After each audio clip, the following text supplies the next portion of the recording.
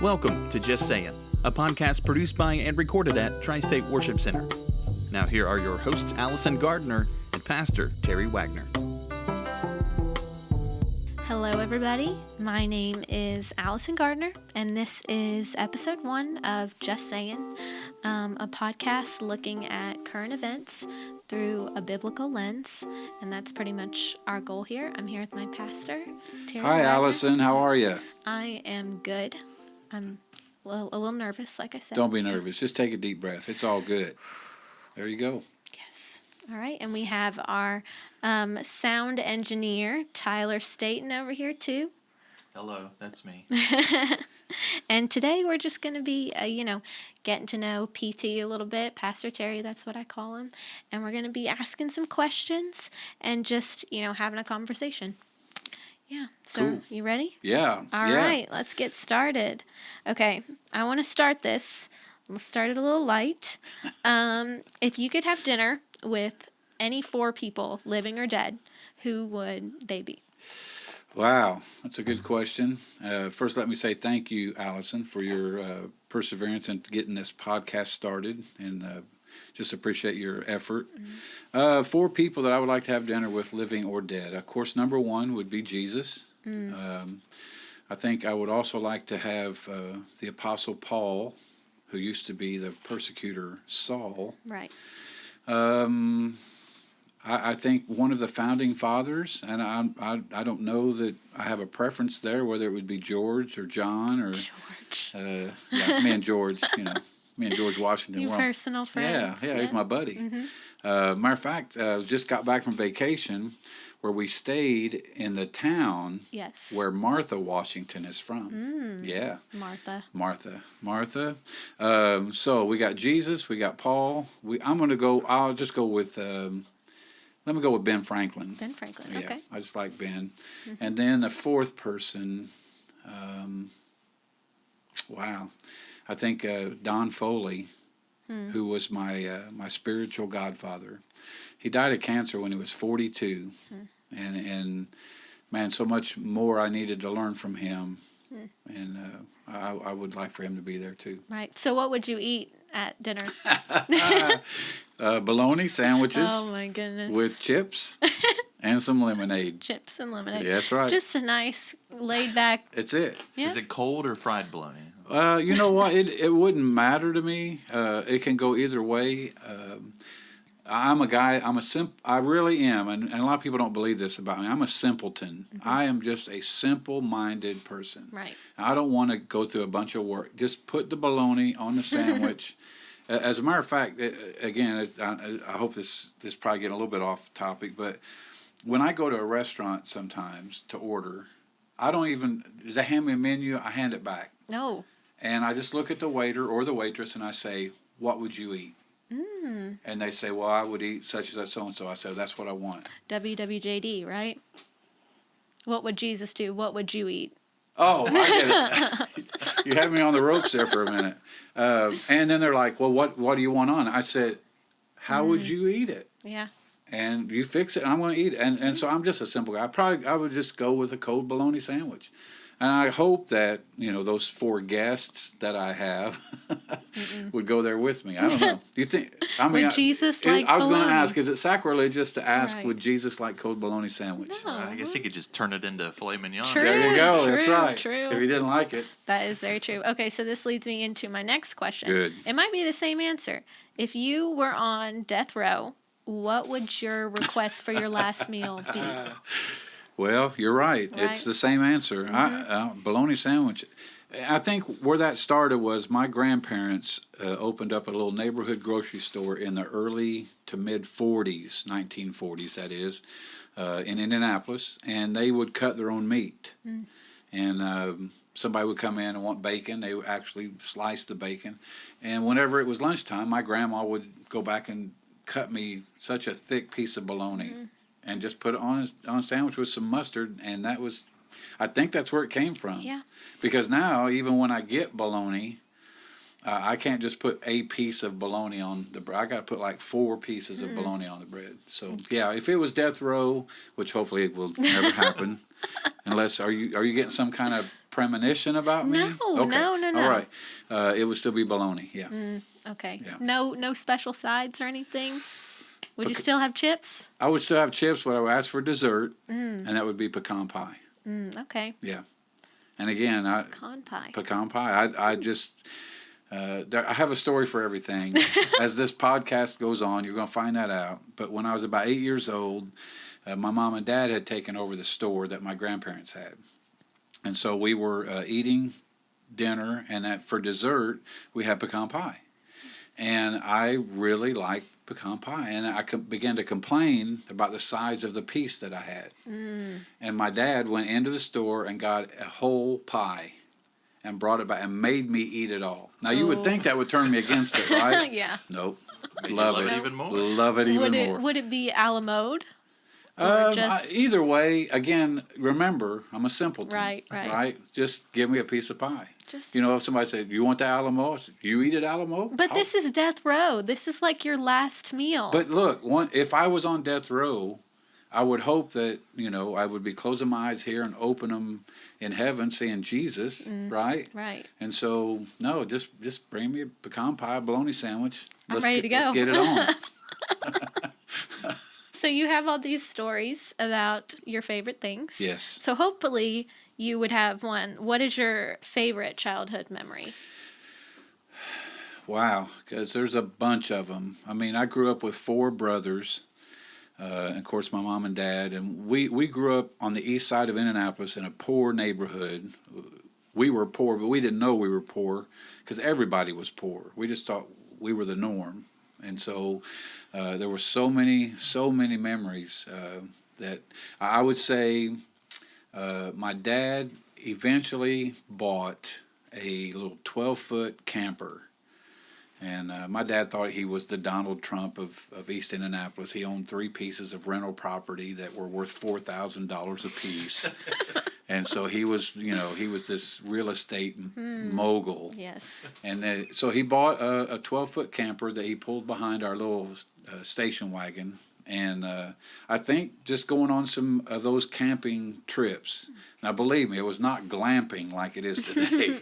It was camping and fishing and just being out with my family and my brothers. And I think some of those trips were some of the best times. Right. Okay. I got a bunch of other ones, though, but I'm sure we'll get to them later. Yeah. Okay, this is a good one. This is one of my favorites.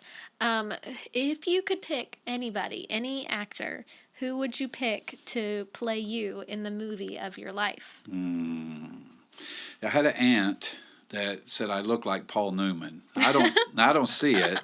I don't see it myself, but she said I look like Paul, or that Paul Newman looked like me. I would probably go for who's the action guy? Jackie Chan. No, close.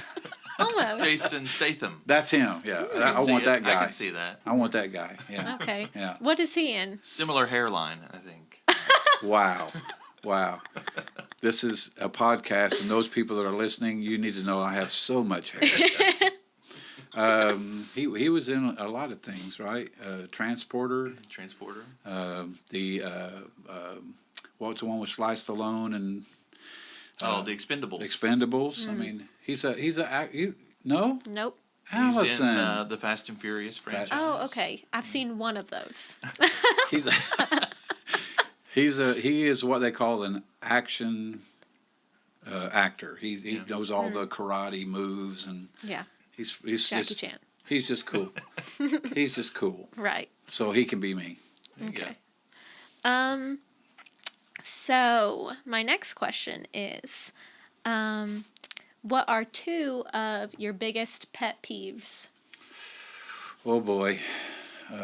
People that ask a lot of questions. No, I'm just kidding. I'm just saying.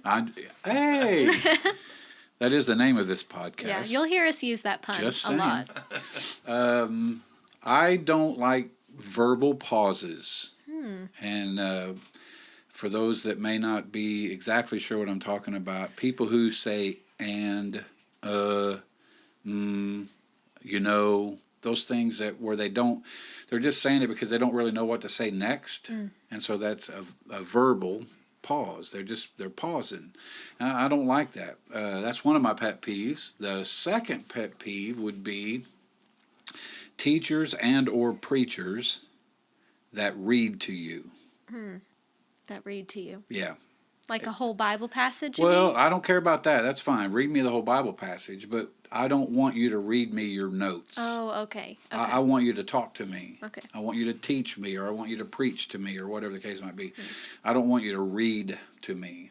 And so people that have verbal pauses and people that read their lessons and or sermons, those are pet peeves of mine. Okay.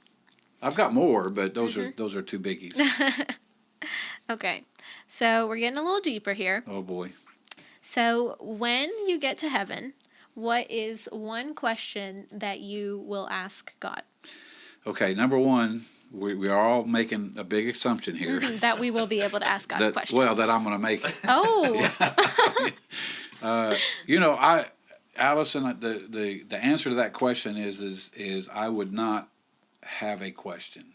Because I know for years people have gone through tragic things in their life and things that are happening in their life that they don't understand. And you hear that it's almost cliche-ish where they say, well, I don't understand it now, but when I get to heaven, I'm going to ask. And the more I think about that, the more I think, no, there won't. We're just going to be so glad to be there. That all those things that troubled us here, I just don't think that's going to be on the forefront of our mind to say, well, you know what, Jesus, I want to ask you about something. Why did my dad get hit by a train when I was 3 years old? Number one, I think I already know the answer to that.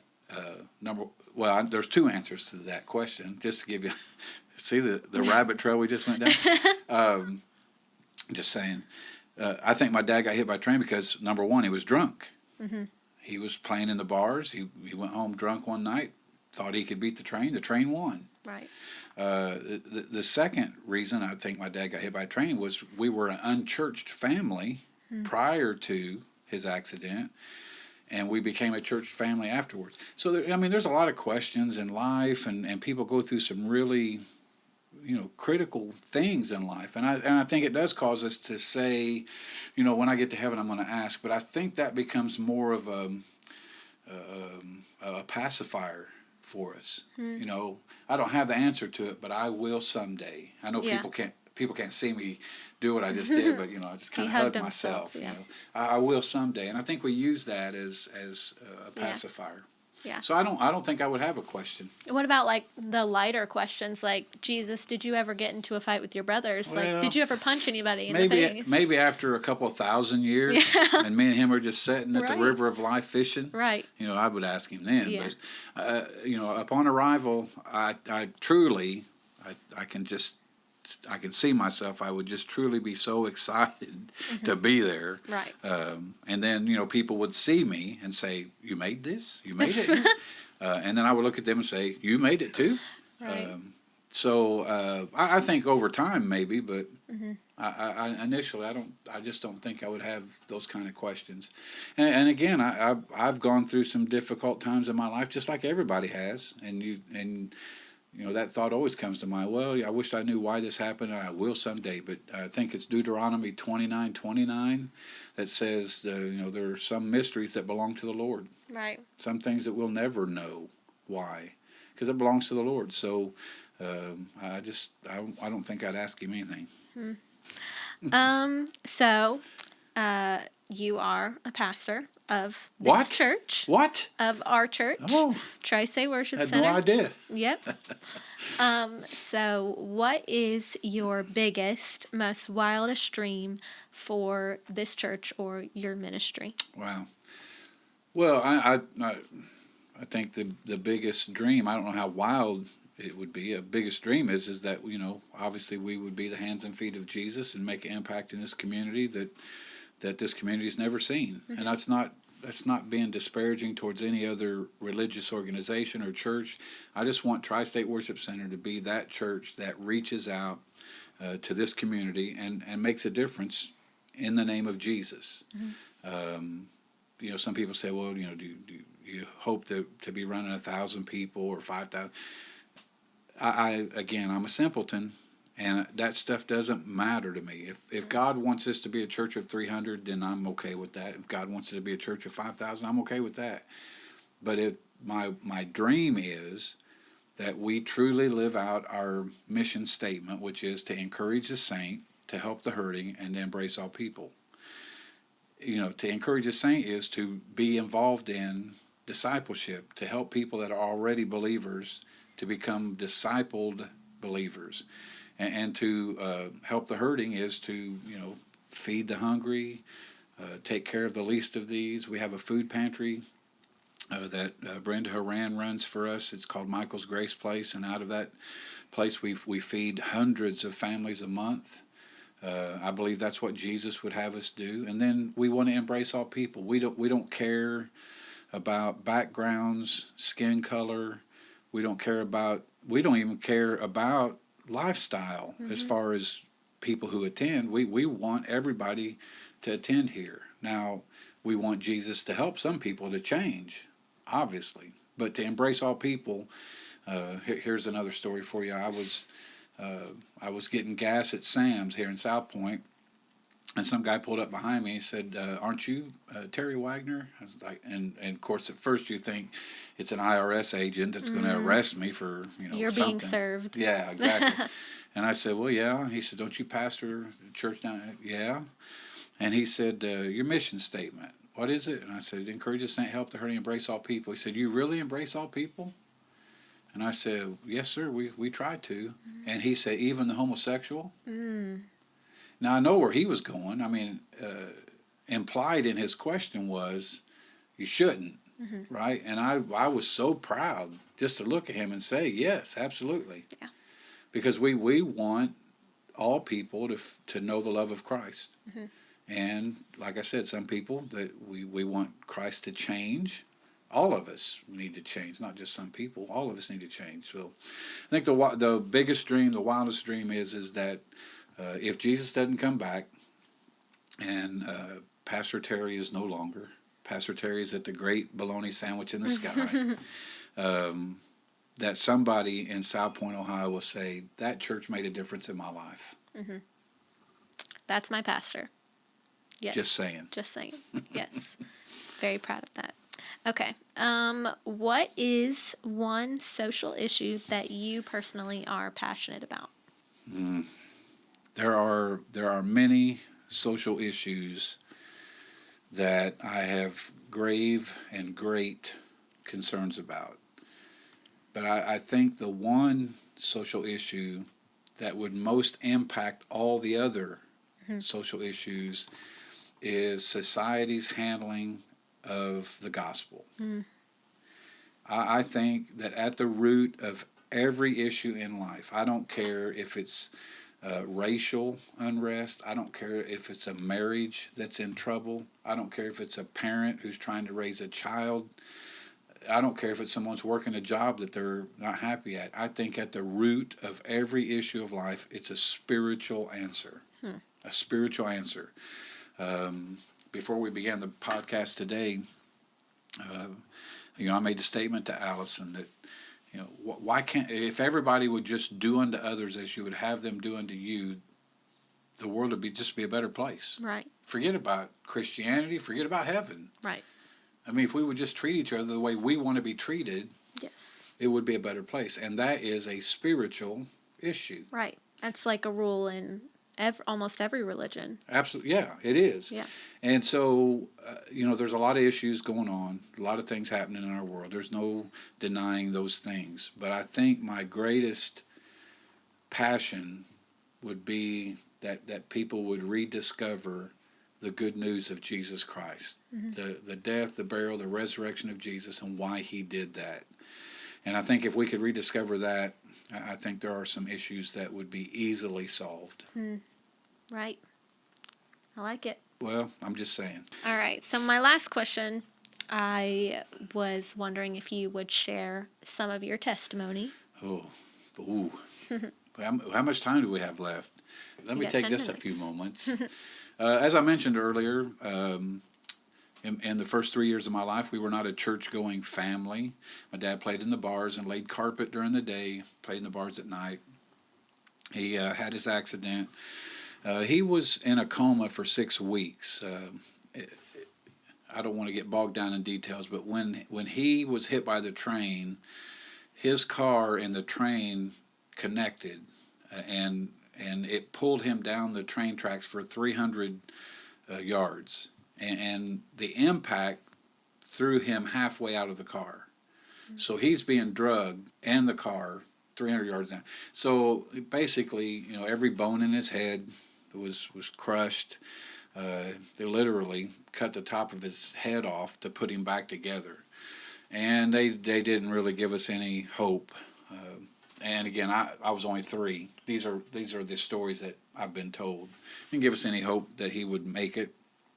He was in a coma for 6 weeks. During that 6 weeks, there was a church on the west side of Indianapolis called the West Indianapolis Church of God.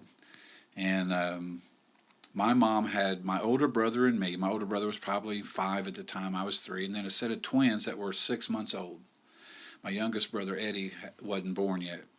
And that church sent some people to the hospital to help my mom take care of us boys. Wow. And they, we didn't attend that church.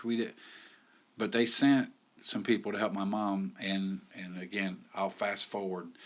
That one incident led to our family becoming a church-going family. Right. They would send a bus over to our house to pick us up on the bus, take us to church. And we were raised in church. My mom and dad made us read a chapter of the Bible every morning. It was always prayer time before meals. It was never a question about going to church. If I woke up on a Sunday morning and just thought about not going to church, I don't want to go to church today. If I just thought that, I got a whipping. I don't know how they knew it. Now, a whipping is this thing we used to do back in the day. We're not getting political here. Okay, all right, sorry. That's not political. That's something that's needed in our world. And so from the accident, then we became church going, and I was a good church person until about the age of 13. From the age of 13 to 18, I rebelled, turned against the Lord, and even myself started playing in the bars when I was about 15 years old. In Indiana, at the time, you could be 18 and play in the bars, but at 15, I was as big as I am right now. So, wow. Nobody. What do you mean by that? You're tall. Oh, okay. Wow. I was as big as I am right now. Wow. So I played in the bars for a couple years, and my parents said, hey, if this is what you're going to do, we know how it ends, and so you can't live here. And actually, before I graduated high school, I moved out and moved in to the apartment where the lead guitar player in the band I was in was living.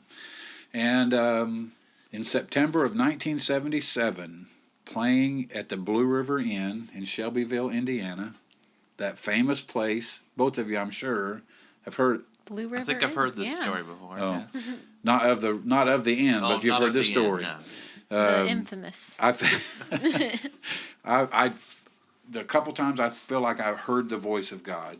I'm standing on a stage playing to a bunch of people that didn't care that I was there. They were drunk. They didn't care if I was there or not. They just wanted their music played, and felt like the Lord just said, "Is this what you want?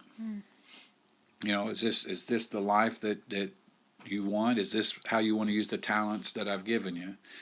And I said no, and I went to church that next Sunday. I was going to church when I could on Sundays, not to hear a message or not to be involved in the service, but just to see Vicky, my wife. That was the only reason I went. Not your then wife, right? Well, not then, no. Not then, the only wife that I've ever had, though. Yes, but she wasn't your wife at that time. No, she was just this good-looking redhead, man. And so I went, and it's one of those stories of, I couldn't tell you what the preacher preached, and I just know I went to the altar because she wouldn't have nothing to do with me.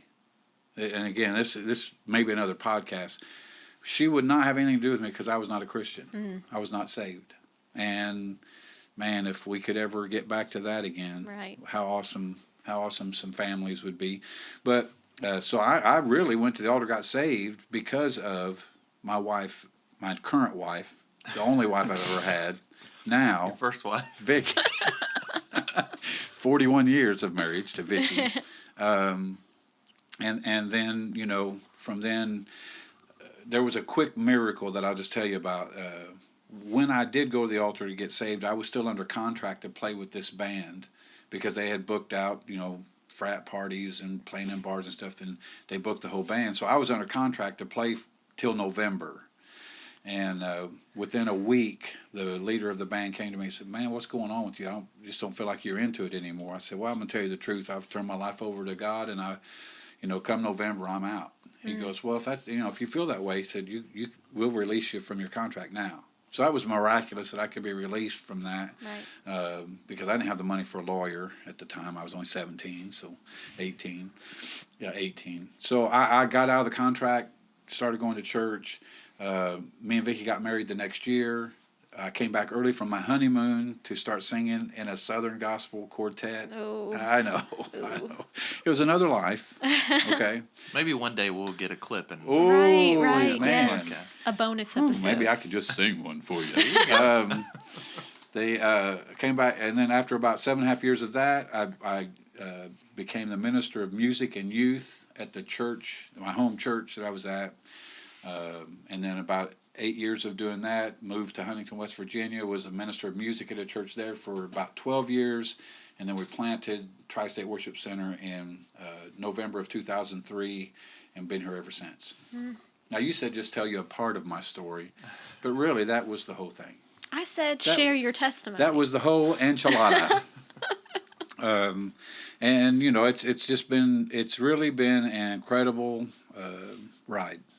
The Lord is good, even when we don't deserve it, even when He knows we're going to mess it up. He still is a good God and takes care of us. And I hope that if the Lord doesn't come back and my number comes up, that somebody will say, "Man, that Terry Wagner, he really made a difference in my life, for the cause of Christ." That's my goal. That's the only thing I look for as a church and as an individual.